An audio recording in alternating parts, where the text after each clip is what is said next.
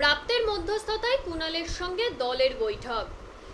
শনিবার দুপুরে তৃণমূল কংগ্রেসেরই বন্ধু ব্রাত্য বসু, তার ডাকেই দলের সঙ্গে কিন্তু কুণাল ঘোষের বৈঠক। এবার ব্রাত্যের মধ্যস্থতায় যদি কুণাল ঘোষের সমস্ত মান অভিমান এবং দলের সমস্ত অভিযোগ মিটে যায় তাহলে তো ভালোই, আর যদি তা না হয়ে দল কুণাল ঘোষকে কোনো শর্ত দেয় অথবা কুণাল ঘোষের তরফে যদি কোনো শর্ত আসে তাহলে কিন্তু অনেক বিতর্কের সৃষ্টি হতে পারে বলেই জানা যাচ্ছে। দেখার এও যে কুণালকে তার রাজ্য সাধারণ সম্পাদকের পদে ফিরিয়ে দেওয়াও হয় কিনা। তবে তৃণমূল কংগ্রেসের উচ্চ নেতৃত্বের আশা প্রতিবন্ধকতা আলোচনার মধ্যেই মিটিয়ে নেওয়া যাবে।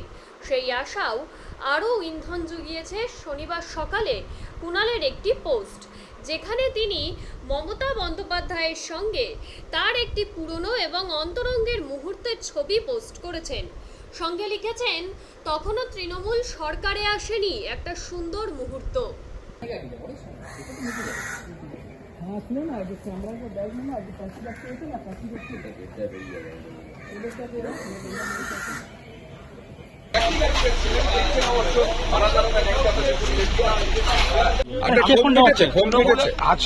তৃণমূলে থাকবো, তৃণমূলেরই সদস্য।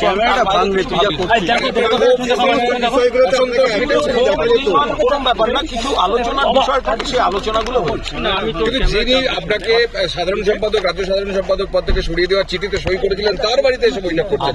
আমি যেহেতু কোনো চিঠি পাইনি, ফলে আমি তো অফিসিয়ালি কমিউনিকেটেড নই। এবার কোথায় কি হয়েছে তারা ভালো বলতে পারবে। স্টার ক্যাম্পেনার হিসেবে আবার প্রচারে নামবেন। আমাকে দল যেখানে প্রচারে পাঠাবে, যদি কোনো অ্যাসাইনমেন্ট থাকে, আমি তো ইতিমধ্যে আজকেও কয়েকটা অনুরোধ পেয়েছি কয়েকটা জায়গায় যাওয়ার। আমি সময় সুযোগ সেগুলো হলে আমি দলের কর্মী বক্তা হিসেবে আমি কেন যাবো।